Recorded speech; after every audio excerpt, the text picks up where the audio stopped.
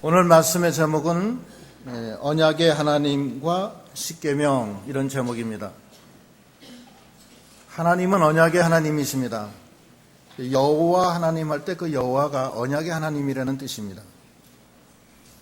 언약의 하나님이라는 뜻은 하나님은 언약으로 당신의 백성을 다스리시고 백성을 보호하시고 백성을 인도하신다는 뜻입니다.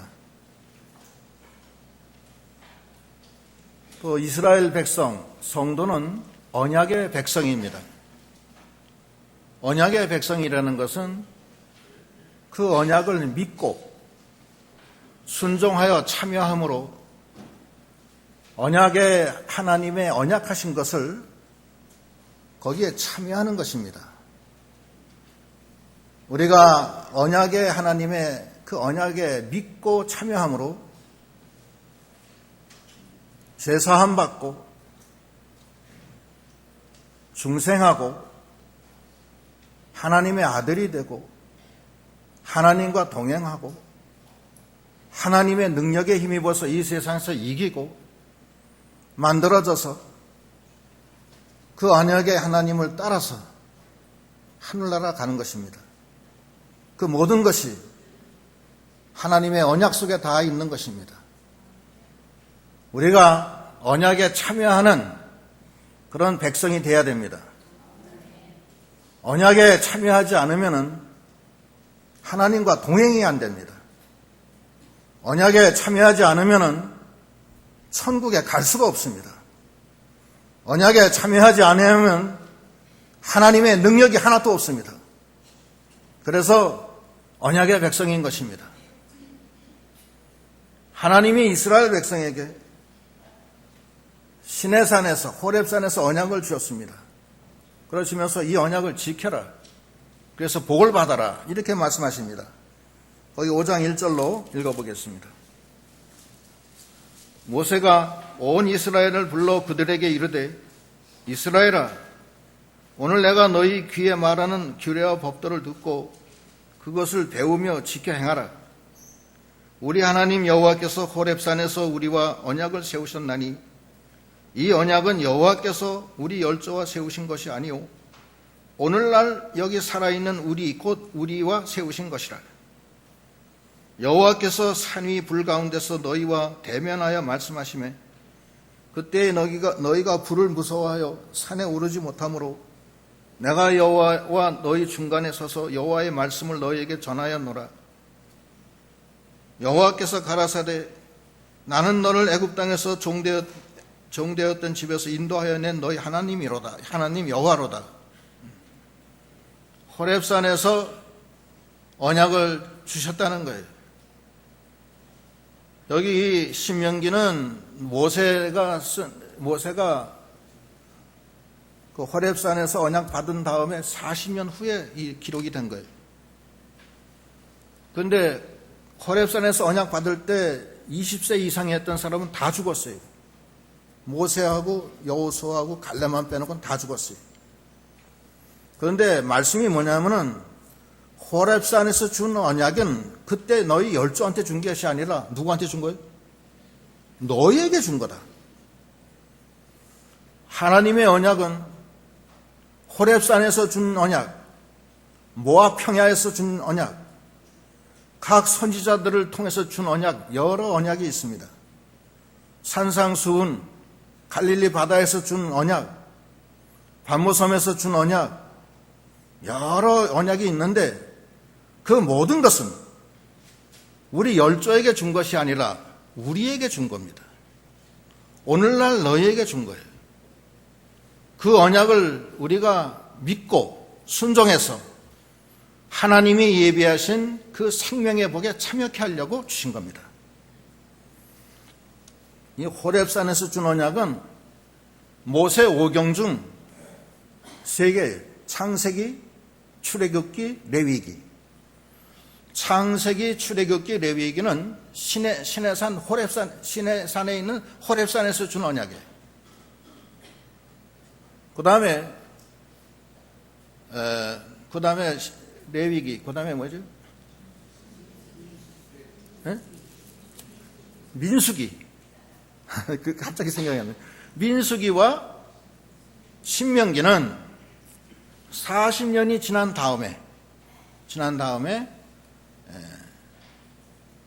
모압 평야에서 주신 언약이에요. 그 언약이 다 달라요. 그 다음에 시간이 가면은 각 선지자들이 뭐 바벨론에서 쓴 언약이 있고 다니엘서 같은 건 바벨론에서 쓴 언약이에요. 다 달라요. 그 언약들이 많은데 그게 다 여호와의 규례와 법도예요. 그 많은 것을 준 것은 우리를 살리기 위해서, 우리에게 복을 주시기 위해서 주신 겁니다. 그 언약이 다 많이 이루어졌어요. 하나님이 호렙산에서 준 언약은 이미 다 이루어졌어요. 이루어지고 지금도 이루어지고 있는 거예요. 그거 좀 보면은 호렙산에서 준 언약이 여러 가지지만 대표적인 게 창세기 15장 1절. 이후에 여호와의 말씀이 이상 중에 아브라함에게 임하여 가라사대 아브라함아 두려워 말라 나는 너의 방패요 너의 지극히 큰 상급이니라. 아브라함이 가로되 주 여호와여 무엇을 내게 주시려나이까 나는 무자하오니 나의 상속자는 이 다메섹 엘리에셀이니이다. 아브라함이 또 가로되 주께서 내게 씨를 아니 주셨으니 내 집에서 길리운 자가 나의 후사가 될 것이니이다. 여호와의 말씀이 그에게 임하여 가라사대 그 사람은 너의 후사가 아니라 네 몸에서 날 자가 네 후사가 되리라 하시고 그를 이끌고 밖에 나가 가라사대 하늘을 우러러 뭇별을 셀 수 있나 보라. 또 그에게 이르시되 네 자손이 이와 같으리라. 아브라함이 여호와를 믿으니 여호와께서 이를 그의 의로 여기시고 또 그에게 이르시되 나는 이 땅을 네게 주어 업을 삼게 하려고 너를 갈대아 우르에서 이끌어낸 여호와로다. 여기 지금 언약이 크게 세 가지가 있어요. 첫째는 나는 방패요 너의 지극히 큰 상급이다. 이 언약이 아브라함한테 다 이루어졌어요. 그돌라오멜 대군과 전쟁을 할 때 아브라함이 318명의 자기 가신들을 데리고 그걸 무찔러요. 그리고 하나님이 그걸 방패가 돼서 다 막아주신 거예요. 나는 여호와여 나는 방패요 너의 지극히 큰 상급이라는 것은 그 후에 계속해서 하나님은 우리의 방패가 되어주시고 상급이 되어주셨어요. 지금도 마찬가지예요. 지금도 하나님의 언약을 믿고 참여하는 자는 하나님이 방패가 되어주십니다. 하나님이 지극히 큰 상급이 되어주세요. 두 번째, 그때 언약 중에 두 번째는 너의 자손이 밤하늘의 별처럼 많게 되리라. 이것은 아브라함이 자식이 없었어요. 자기 부인 사라는 이미 90세가 거의 가까워서 몸에 더 이상 아기를 낳을 수 없는 여자예요. 또 자기도 이미 99세가 돼서 마른 뼈다귀와 같이 아무 물도 안 나오는 이제 죽음을 기다리는 노인에 불과했어요.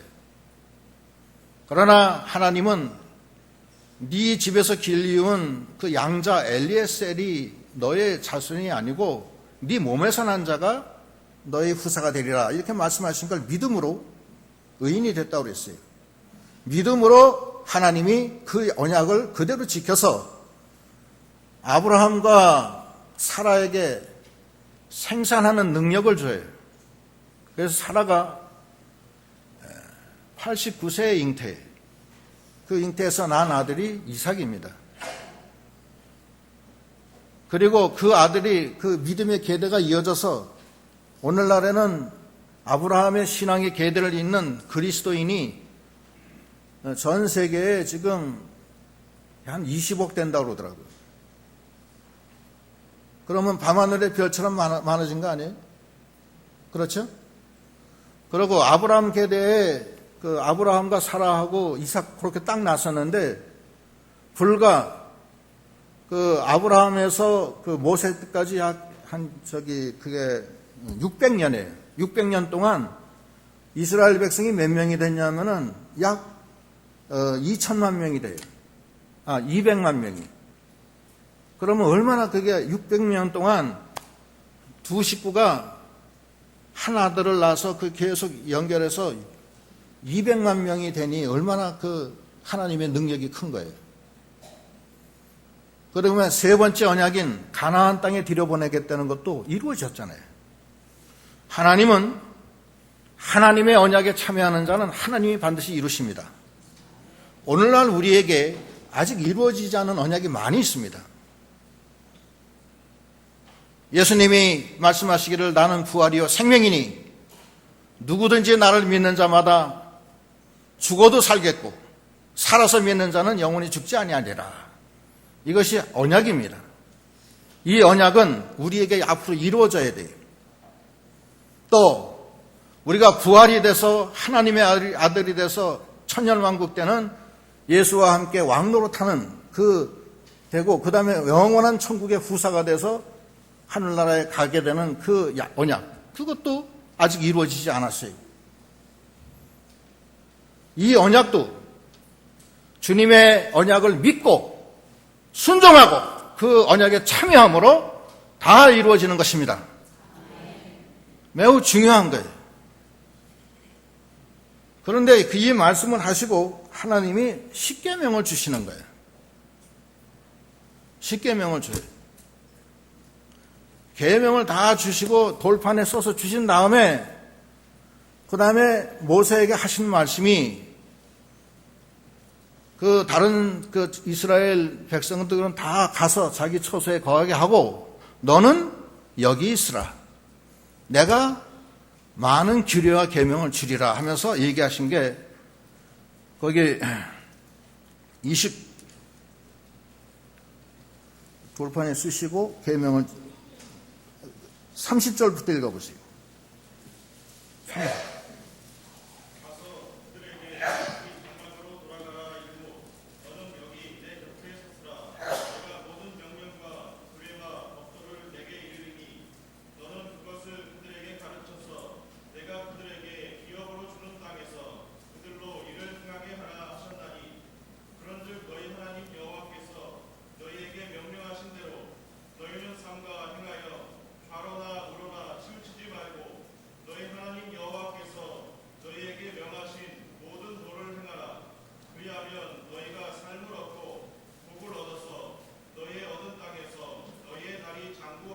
예, 십계명을 주신 다음에 모세에게 넌 여기 있어라. 내가 아직도 많은 계명과 규례를 너한테 줄 것이다. 그러니 그걸 네가 가지고 내려가서 너희 백성들이 그걸 지켜서 복을 받게 하라. 생명을 얻게 하라. 이렇게 명령하시는 거예요. 그러니까 십계명을 먼저 주시고 그 다음에 창세기, 출애굽기, 레위기를 시내산에서 주시는 거예요. 창세기가 아브라함 얘기지만 하나님이 모세에게 주신 언약이에요, 이게. 그래서 창세기는 모세가 쓴 이게 성경입니다, 이게. 그걸 써서요. 그런데 그럼 왜 십계명을 먼저 써줬느냐? 십계명이 하나님의 계명이 많잖아요. 이만큼 되는데 대표 계명이에요. 십계명을 지킴으로 하나님이 그걸 대표적인 계명으로 삼으신 거예요. 오늘날 어떤 사람은 십계명은 의식법이니까 폐했다. 안식일도 폐했다.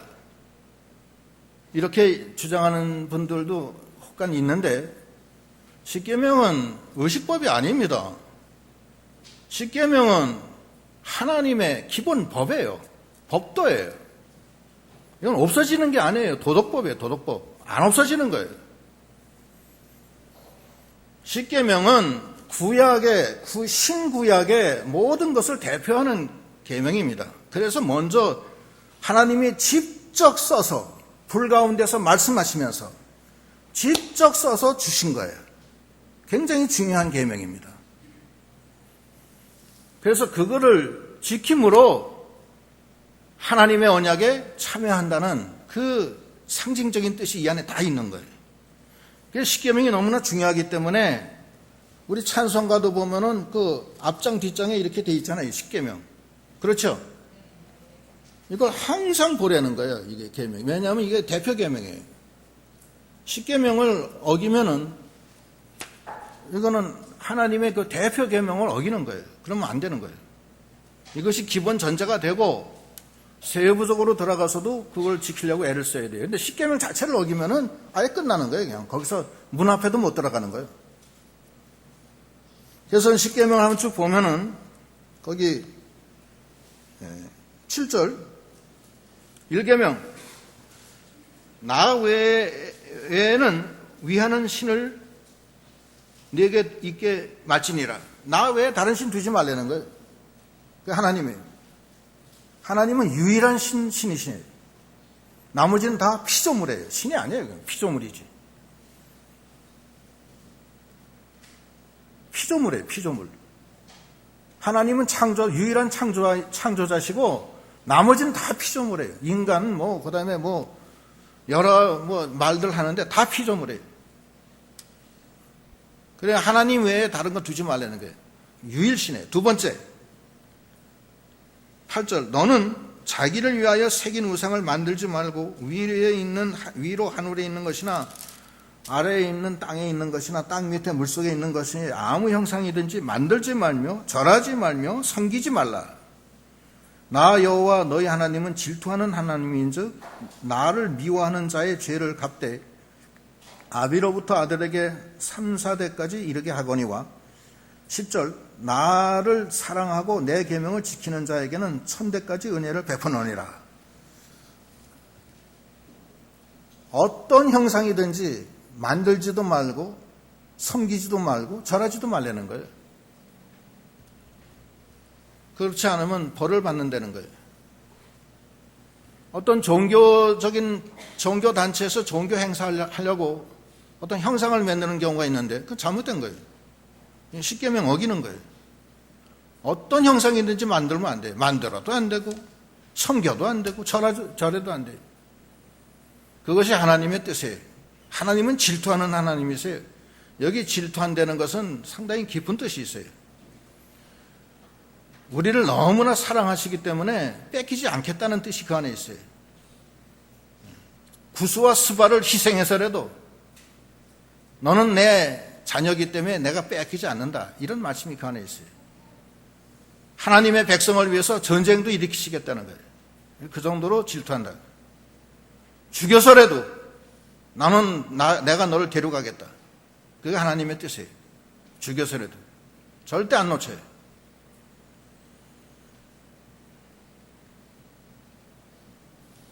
그럼 여기에 이 계명에 상당히 요즘에 보면 허물어졌어요.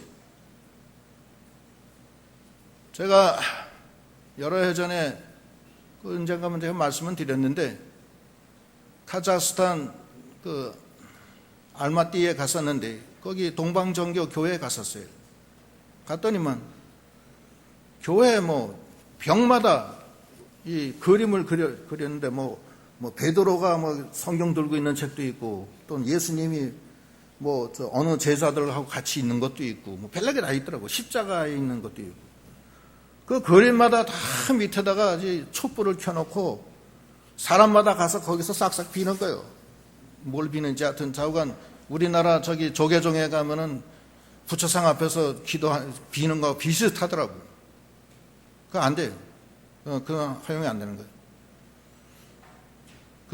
어떤 사람은 십자가가 우상이 돼가지고서 십자가가 없으면 기도를 못 해.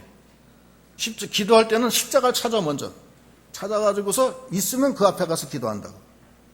그러면 안 돼. 그건 잘못된 거고 하나님은 형상이 없어요. 하나님의 형상을 만들면 안 돼. 이스라엘 백성이 하나님의 형상을 금송아지로 만들었다가 하나님이 징계를 받았어요. 또 여러분들이 어디 해외여행 나가서 사오실 때 조심하세요. 잘못하면 부적을 사온다고.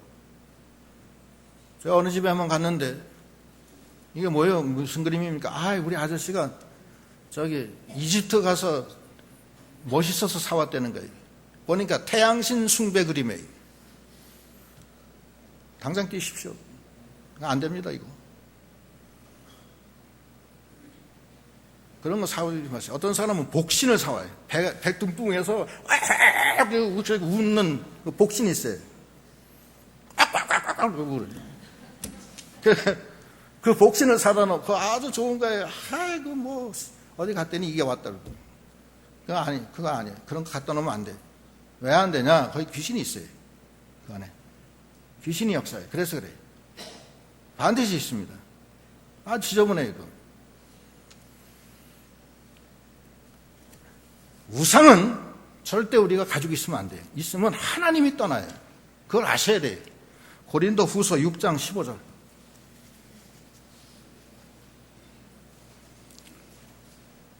그리스도와 벨리알이 어찌 조화되며 믿는 자와 믿지 않는 자가 어찌 상관하며 하나님의 성전과 우상이 어찌 일치되리요.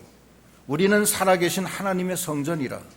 이와 같이 하나님께서 가라사대 내가 저희 가운데 거하며 두루 행하여 나는 저희의 하나님이 되고 저희는 나의 백성이 되리라 하셨느니라. 언약이라는 것은 하나님이 우리와 함께 계신 거예요. 하나님은 언약대로 나가시는데 우리도 언약대로 가는 거예요. 하나님 따라가는 거예요. 언약 속에서. 그런데 우상을 섬기면은 하나님이 떠난다고요. 하나님이 같이 안 해요, 우상하고. 그런데 어떻게 우상이 있으면 되느냐? 안 되는 거예요, 그래서. 우상의 제물을 먹어도 안 돼요. 그래서 우상의 제물을 못 먹게 하는 거예요. 여기 오늘 기록은 안 했지만 고린도전서 10장에 보면은 우상의 제물을 먹으면 귀신의 제단에 참여하는 거라고 그랬어요. 절대 그러면 안 돼요. 하나님이 떠나는데 뭐 어떤 걸 희생해서라도 하나님이 떠나면 되겠어요? 말이 안 되죠. 그 다음에 너는 하나님을 11절 망령되이 일컫지 마라. 하나님을 망령되이 일컫지 말라는 거예요. 함부로 헛되이 거짓되게 하나님 부르면 안 돼요. 예배도 예배에 경건성이 있어야 돼요. 예배 시간에 경건하지 못하게 하나님을 만나는 이 시간에 옛날에 이조 시대 때 임금 앞에서 그렇게 마음대로 해요? 임금 앞에서 꼼짝 못하는 거지. 임금 앞에서 랄랄라 이렇게 할 수 있어요? 못하는 거예요, 그거는. 임금 앞에서 뭐 먹을 거 주스도 마시고 뭐 오징어 씹고 그게 되겠느냐고요. 그게 안 되는 얘기예요. 예배의 경건성이 매우 필요한 겁니다. 이게 망령되 일컫지 말라는 거예요. 교회에서 장사하면 안 돼요. 교회에서 장사하는 것은 하나님의 이름을 이용하는 거예요. 그 망령되 일컫는 거에 들어가는 거예요. 교회에서 장사해서 교회 시험 많이 들어요.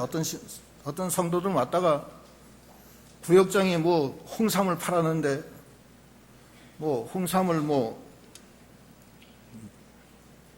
한 그 박스를 했는데 돈이 다른 거야. 그래서 부역장하고 싸워. 그래서 나갔어요. 그 하나님의 백성을 내쫓은 거야. 그런 거 하면 안 돼. 여기는 거룩하신 하나님의 성전인데 여기 와서 장사하면 안 돼요. 다만 성도들 간에 서로 상호 부조하는 관점에서 교회 외 지역에서 이방 살 거 성도의 가게를 이용해 주는 건 그건 아주 아름다운 거예요. 그건 좋은 건데 교회 성전 내에서 그런 거 하면 안 돼요. 그런 것들이 망령되이 일컫는 거고, 그 다음에 안식일, 그 다음에 12절 여호와 너희 하나님이 네게 명한 대로 안식일을 거룩하게 지켜라. 여섯 동안은 힘써 네 모든 일을 행할 것이나 제7일은 너희 하나님 여호와의 안식이 곧 너와 네 아들이나 네 딸이나 네 남종이나 네 여종이나 네 소나 네 낙이나 네 모든 육축이나 네 문안에 의하는 객이라도 아무 일도 하지 말고 네 남종이나 네 여종이나 너같이 안식하게 할지니라. 안식일을 지켜야 돼. 안식일은 11조에 나오는 이게 규례가 아닙니다. 이건 창조 규례예요. 안식일은 하나님이 직접 세운 규례예요. 천지 창조하시는 마지막 날에 이건 제정하신 거예요. 왜 그러냐? 안식일에는 우리에게 복을 주시는 날이에요. 우리를 거룩하게 하는 날이에요. 6일 동안은 하나님 바빠요. 일을 하시다가 제7일 날 당신의 백성들을 거룩하게 하시고 위로해 주시고 하나님이 큰 은혜를 주시는 날이에요. 창세기 2장 2절 3절. 하나님이 지으시던 일이 일곱째 날이 이를 때에 마치니 그 지으시던 일이 다함으로 일곱째 날에 안식하시니라. 하나님이 일곱째 날을 복주사 거룩하게 하셨으니 이는 하나님이 창조하시며 만드시던 모든 일을 마치시고 이날에 안식하셨음이더라. 하나님이 일곱째 날에 복주고 거룩하게 하시고 하나님이 복주는 날이에요. 이거. 심령에 평안함을 주시고 진리를 주시고 어려운 성도들을 북돋아 주시고 하나님이 그 7일날 주시는 복으로 우리가 사는 거예요. 사실은. 안식일을 거룩하게 지켜야 된다는 거예요. 그 다음에 살인하지 마라. 부모 공경 16절. 너는 너의 하나님 여호와의 명한 대로 네 부모를 공경하라. 그리하면 너의 하나님 여호와가 네게 준 땅에서 네게 생명이 길고 복을 누리리라. 하나님 부모 공경을 잘해야 돼요. 그러면 생명이 길고 복을 누린다는 거예요. 약속 있는 첫 계명이 부모 공경입니다. 절대 부모 공경해야 돼요. 부모 공경하는 법, 용돈 드리세요. 용돈.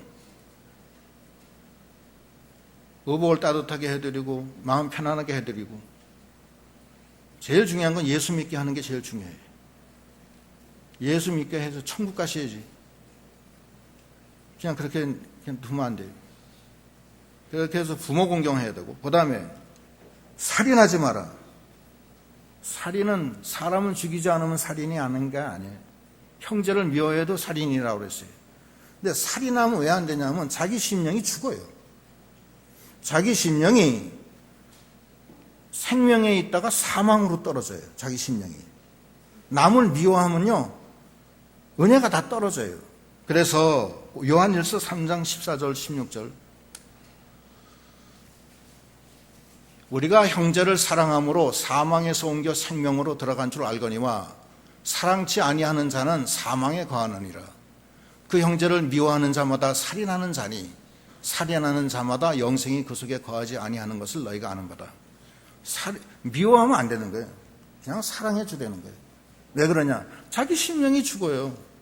미워하는 마음으로 교회 와 보세요.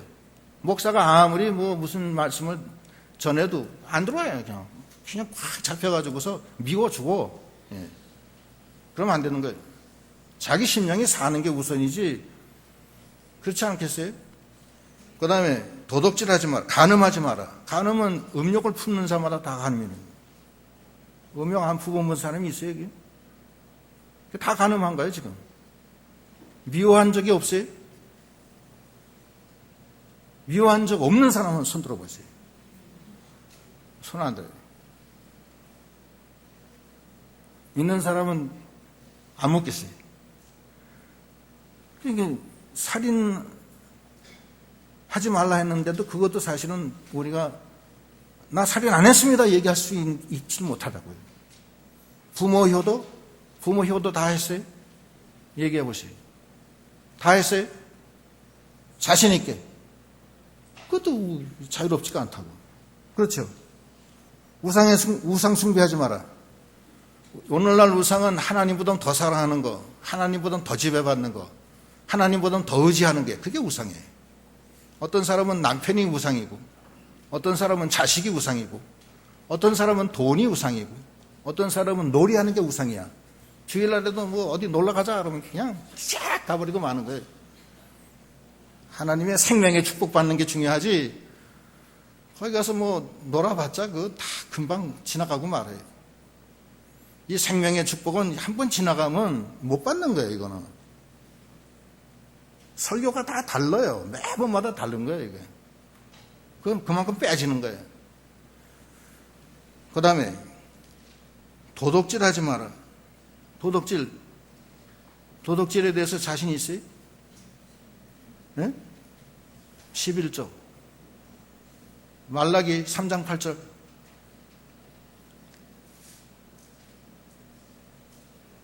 안 했나?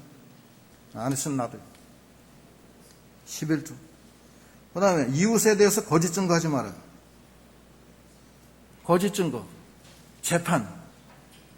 다 거짓 증거예요, 이거. 저는 어쩌다가 법을 공부했다고 그래가지고서 무슨 사건만 나면 저한테 와가지고서 도와달라고 해가지고서 그냥 그럭저럭 눈 넘어서 배운 게 있어서 좀 도와주고 말은 해주지만 재판하면은 거짓 증거하게 돼 있어요. 왜냐하면 이게 변호사들이 자꾸 재판에서 이겨야 되기 때문에 자꾸 논리를 만들어가요. 만들어가는 과정에서 뭐 하나 이가 빠지면 그건 또 만들어 넣는다고.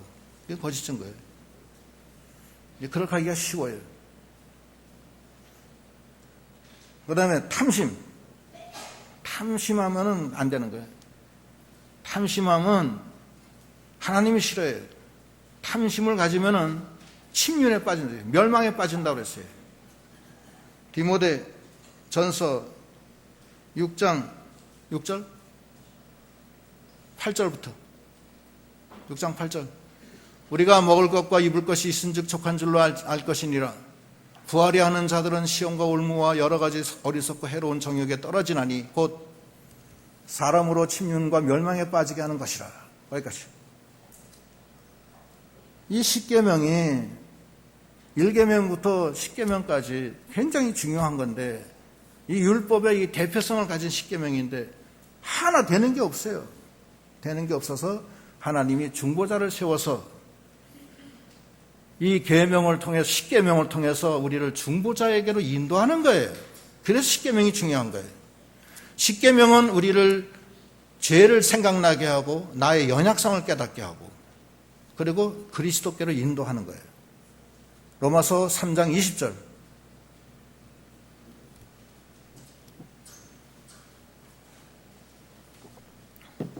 그러므로 율법의 행위로 그의 앞에 의롭다 하심을 얻을 육체가 없나니 율법으로는 죄를 깨달음이라. 율법의 행위로 하나님 앞에 의롭다 함을 얻을 육체가 없어요. 10계명은 우리가 지켜서 구원받는 게 아닙니다. 하나님이 10계명을 주신 것은 네가 얼마나 연약하다는 것을 알아라. 너는 살인하지 말라 그 자체도 너는 지키지 못한다. 너는 부모에게 효도해라 그 말씀도 지키지 못한다. 너는 간음하지 마라 하는 것도 지키지 못한다. 너의 연약성을 깨달아라. 그래서 율법은 그리스도께로 인도하는 몽학선생이 돼서 중보자 그리스도를 통해서 우리를 구원하시는 놀라운 역사가 그 안에 숨어 있는 거예요. 갈라디아서 3장 24절 이와 같이 율법이 우리를 그리스도께로 인도하는 몽학선생이 되어 우리로 하여금 믿음으로 말미암아 의롭다함을 얻게 하려 함이니라. 10계명은 우리를 날마다 그리스도께로 인도하고 날마다 우리가 죄인이라는 것을 깨닫고 회개하게 해서 주님께 인도해서 주님 안에서 승리하게 하는 놀라운 그 비밀이 숨겨져 있는 것입니다. 로마서 8장 1절 그러므로 이제 그리스도 예수 안에 있는 자에게는 결코 정죄함이 없나니 이는 그리스도 예수 안에 있는 생명의 성령의 법이 죄와 사망의 법에서 너희를 해방하였음이라. 율법이 육신으로 말미암아 연약하여 할 수 없는 그것을 하나님은 하시나니 곧 죄를 인하여 자기 아들을 죄 있는 육신의 모양으로 보내어 육신의 죄에 정하사 육신을 쫓지 않고 그 영을 쫓아 행하는 우리에게 율법의 요구를 이루어지게 하려 하심이니라. 10계명은 우리가 죄를 깨닫고 회개하고 연약성을 깨닫고 내가 그리스도가 아니면 내가 할 수가 없구나. 그래서 그리스도께 나아가서 그 그리스도의 능력으로 죄와 사망에서 생명으로 넘어가게 하시는 몽학선생이 되는 거예요. 그 대표 계명이 10계명이라는 거예요. 그래서 그 10계명을 언약궤 안에다 넣고서 이스라엘 백성이 어디를 가나 그 언약궤를 메고 가는 거예요. 그래 그 속에 10계명이 있어요. 그건 뭐냐면 어디를 가든지 너는 10계명을 앞에 놓고 네가 얼마나 부족하다는 걸 깨닫고 회개하며 주여 저는 아무것도 할 수 없습니다. 잘못했습니다. 그리스도께로 인도해 주세요. 그 주 안에서 이제 그 생명의 성령의 법이 나를 죄와 사망의 법에서 해방시켜 주시고 내가 할 수 없는 그것을 하나님이 당신의 독생자 아들을 통해서 죄를 정하사 그 성령 안에서 율법의 요구를 다 만족시켜 주시는 놀라운 하나님의 비밀이 이 십계명 안에 있는 것입니다. 그래서 우리는 날마다 이 찬송가 십계명이 있어요. 십계명을 날마다 읽어야 돼요. 1계명, 아유 잘못했어요. 2계명, 전 죽을 죄를 졌습니다. 3계명, 4계명, 5계명, 아유 난 부모님께서 너무 불효했어요. 계명이 가면 갈수록 나는 점점 더 죄인이 되고 그리스도 안에서 생명의 주님을 의지해서 성령의 인도를 따라 하나님이 나를 언약의 백성으로 삼으셔서 그 언약에 참여하시는 놀라운 비밀이 그 안에 있습니다.